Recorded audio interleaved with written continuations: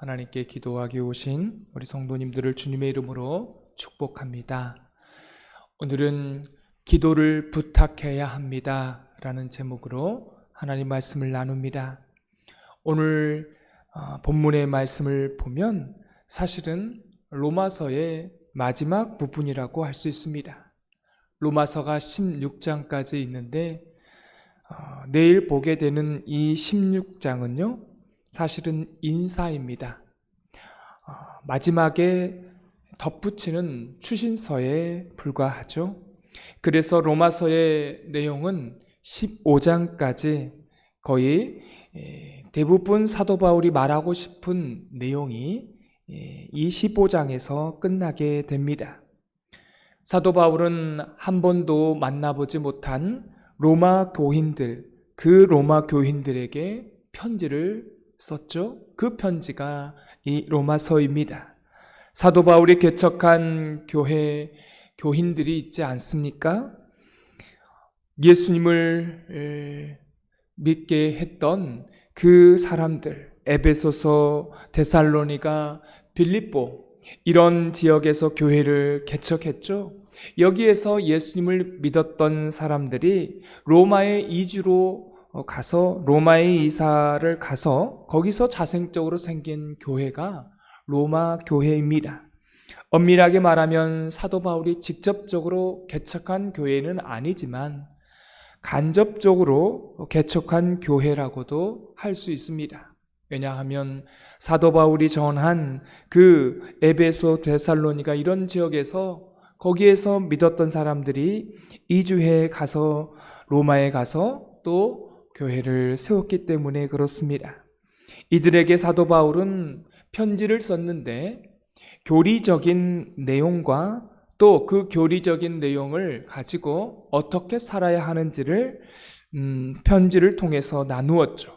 1장에서 11장까지는 교리적인 내용이고 12장에서부터 15장까지는 이렇게 살아야 된다. 이렇게 사는 것이 너희들에게 어울리다라고 하는 그러한 말씀을 하고 있습니다. 사랑하는 성도 여러분, 그런데 오늘 말씀에 이제 15장 마지막 구절을 보고 있는데요. 이게 이제 실질적으로 로마서의 마지막 부분이라고 말씀을 제가 드렸죠. 우리가 마지막 부분이 되면 가장 중요한 이야기를 하게 됩니다. 결론 같은 그런 이야기죠. 우리의 인생도 마지막이 되면 사람이 진실되게 하게 되는 거죠. 왜냐하면 이제 하나님 앞에 설 날이 얼마 남지 않았기 때문에 하나님 앞에 서기 때문에 어떻게 거짓말을 할 수 있겠습니까? 거짓으로 인생을 마무리 지을 수 없겠죠. 그래서 가족들에게 미안하다 이러한 이야기를 하게 됩니다. 또 하나님께 평생 동안 지었던 죄 용서를 하지 못했던 그런 기도를 하게 되죠. 회개 기도를 하게 됩니다. 하나님, 저를 용서해 주십시오. 이렇게 하나님 앞에 마지막 순간에 진실하게 자기 자신의 죄를 고백하게 됩니다. 사람의 인생 가운데 가장 중요한 말을 그 마지막 순간에 하게 되는 거죠. 오늘 성경은 그래서 이 사도 바울이 마지막 서신서에서 이 로마 교인들에게 가장 중요한 내용, 그 가장 중요한 내용을 무엇을 말했을까요? 무엇을 말했어요? 바로 기도에 대한 부탁이었습니다. 내가 너희를 위해서 날마다 기도한다. 이건 맞지요? 그것도 맞지만 그러나 나를 위해서 이러이러한 기도를 부탁한다 라고 하는 것, 오늘 성경에 나타난 이 사도 바울의 마지막 기도 부탁의 내용이요 3가지 내용이 담겨져 있습니다. 첫째는 부탁의 기도입니다. 아까도 말씀을 드렸죠. 지금까지는 이 로마의 교인과 흩어져 있는 많은 교인들을 위해서 사도 바울이 기도를 했습니다. 그런데 지금은 나를 위해서 기도해야 할 때라고 그렇게 이야기를 하고 있는 겁니다. 나를 위해서 이제 너희들이 기도해야 할 때라고 부탁을 하고 있습니다. 우리 30절 말씀을 다 같이 읽겠습니다. 형제들아, 내가 우리 주 예수 그리스도와 성령의 사랑으로 말미암아 너희를 권하노니 너희 기도에 나와 힘을 같이 하여 나를 위하여 하나님께 빌어. 여러분, 사도 바울이 로마 교인들을 한 번도 만나보지 못했습니다. 자기가 개척한 교회도 아니에요. 간접적으로 개척된 교회입니다. 그런데 사도 바울이 한 게 뭐냐요? 기도 부탁을 하고 있습니다. 왜 이들에게 기도 부탁을 했을까요? 사도 바울이 약해져서 이런 기도 부탁을 했을까요? 아니라는 것입니다. 이거는요, 성숙한 그리스도인의 특징이기 때문에 그렇습니다. 사랑하는 성도 여러분, 교인들 가운데 보면 이런 교인들이 계세요. 내가 당신을 위해서 기도합니다. 네, 이거 좋습니다. 그렇게 해야 되는 것도 맞죠. 그런데 나를 위해서 기도해 주십시오. 이게 훨씬 더 성숙한 말입니다. 왜냐하면 교만한 사람은요, 이 말을 하지 못해요. 내가 완벽하고 내가 강하고 나 같은 사람이 하나님의 일을 감당해야지 라고 하면서 이렇게 하는 사람은요, 어떻게 못한다고요? 기도를 다른 사람에게 부탁하지 못한다는 것입니다.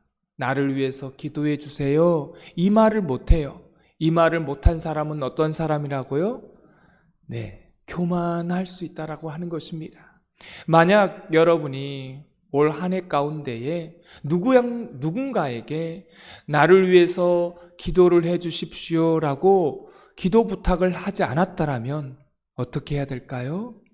회개하셔야 합니다. 기도 부탁을 다른 사람에게, 다른 교우들에게, 또 저에게 기도 부탁을 하셔야 하는 것이죠. 그런 사람이 바로 신앙이 좋은 사람이고 성숙한 사람이라고 할 수 있습니다. 그래서 우리는 항상 기도 부탁을 해야 합니다. 목사님, 제가 요즘 영적으로 침체되어 있습니다. 저를 위해서 기도해 주십시오. 권사님, 저를 위해서 기도해 주십시오. 여러분, 이렇게 기도 부탁을 하고 계시는 것이 바로 성숙한 그리스도인입니다. 한번 생각해 보세요. 사도 바울은 어떤 사람입니까? 위대한 사도이지 않습니까? 사도 바울이 기도 부탁을 했는데 우리가 뭐라고 기도 부탁을 안 합니까? 보면은요, 교만한 사람들이 기도 부탁을 안 하는 것입니다. 그리고 나의 부족함을 모르는 사람이 기도 부탁을 안 해요. 근데 우리가 살아가면서 우리가 느끼는 게 있지 않습니까? 예수님을 믿으면 믿을수록 깨닫는 게 있지 않습니까? 제가 요즘 기도 부탁을 누군가에게 계속 받고 있어요.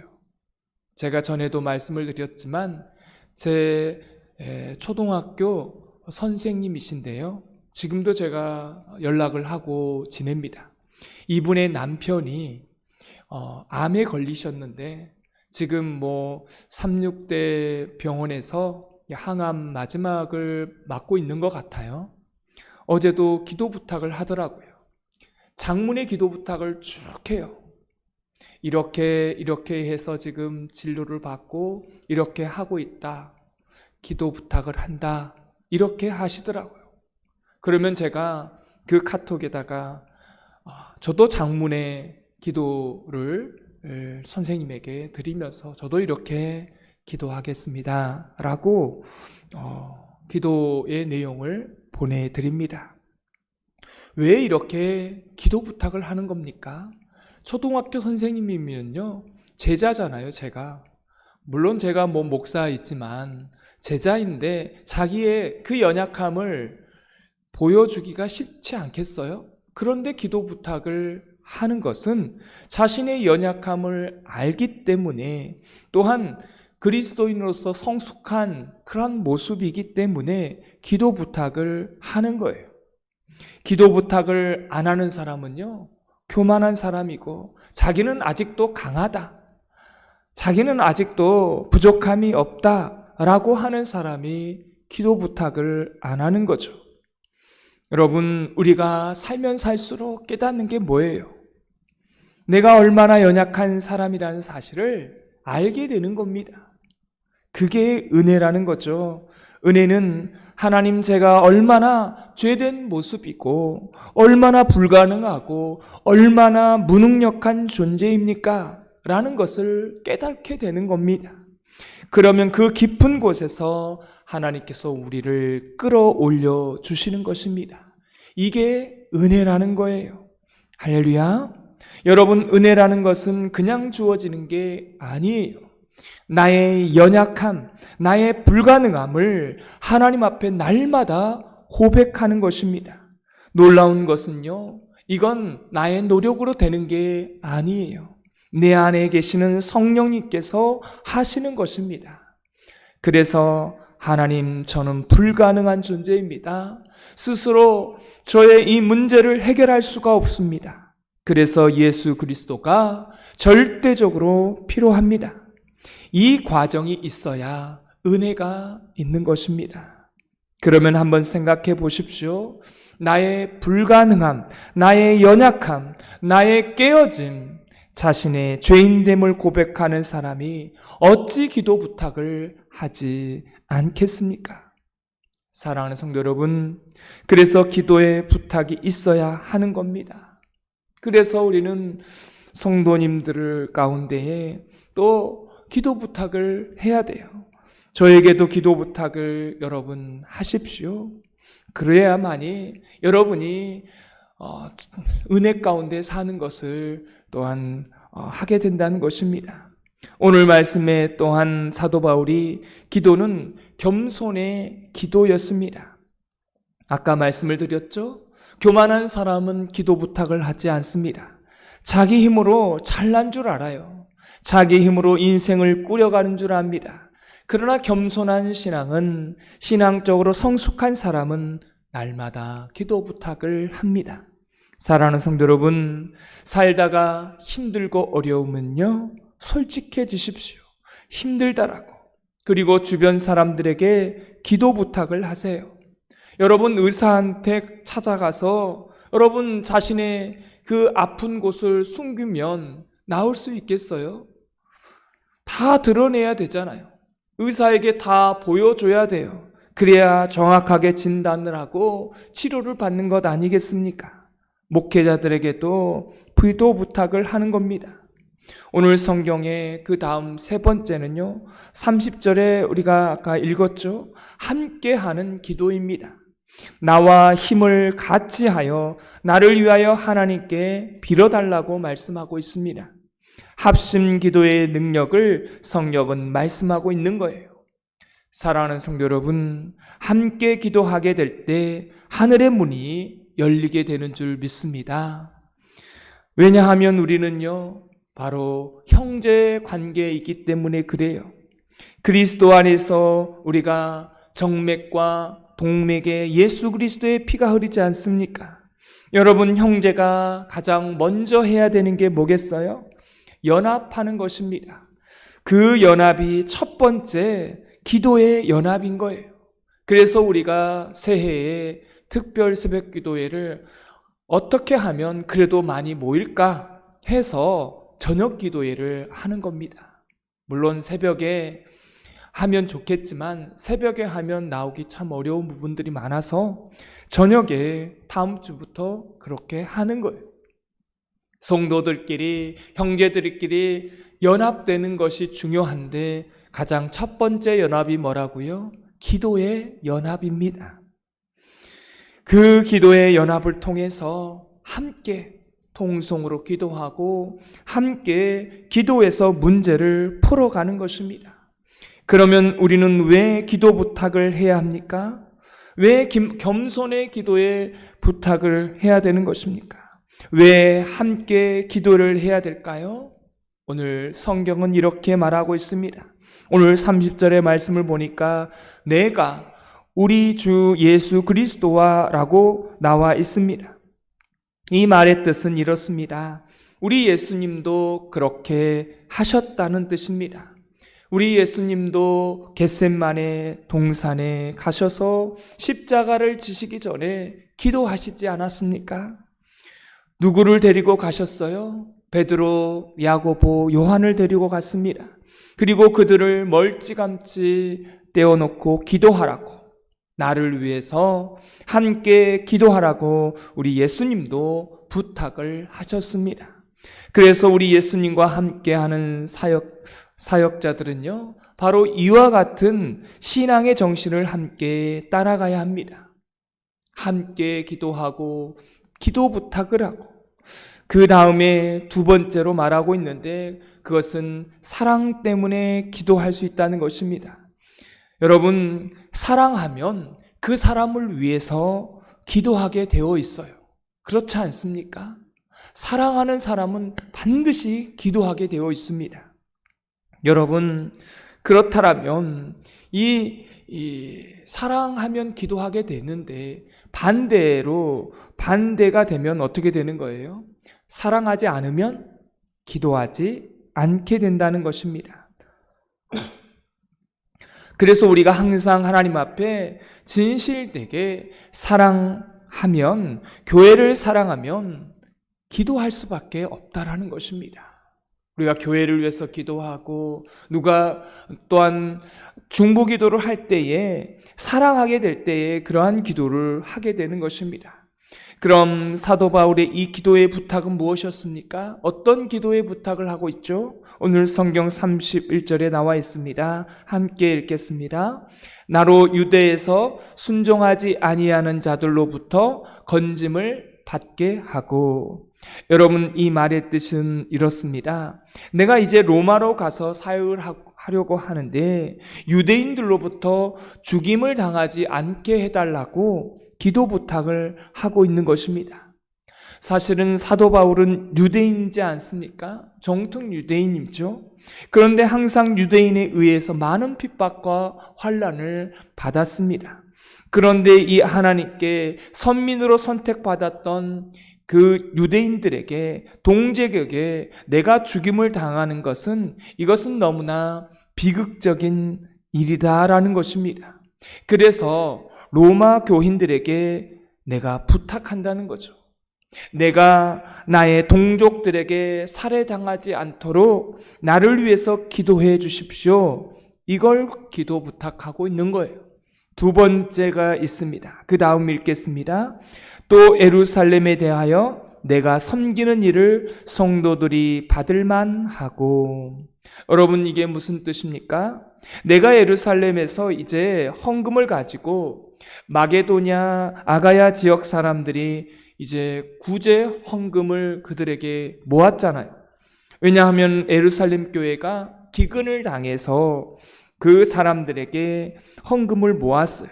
이제 그 헌금을 모은 것을 가지고 올라가면이라고 하는 뜻을 말하고 있는 겁니다.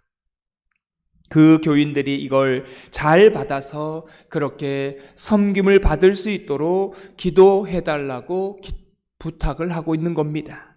그리고 오늘 성경 32절은 말합니다. 우리 32절 말씀을 다 같이 읽겠습니다.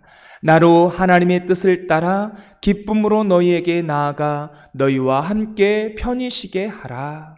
너희와 함께 만났을 때 편한 쉼이 있었으면 좋겠다. 여러분, 이 말은 뭡니까? 사도 바울이 이미 24년 동안의 1차, 2차, 3차 전도 여행 중에 있었는데 지쳤다라고 하는 뜻입니다. 그래서 나로 너희와 함께 편히 쉬게 하라, 이렇게 기도 부탁을 하고 있어요. 사랑하는 성도 여러분, 이제 말씀을 맺습니다. 여러분의 개인적인 기도 제목이 있을 때에 기도 부탁을 하십시오. 그건요, 자존심이 아닙니다. 여러분, 이건요, 만약에 기도 부탁을 하지 않는 것은 교만인 것입니다. 사도 바울도 사역을 하다가 지치고 영적 침체에 빠지고 문제가 있으면 다 이렇게 기도 부탁을 했는데 우리가 뭐라고 기도 부탁을 안 합니까?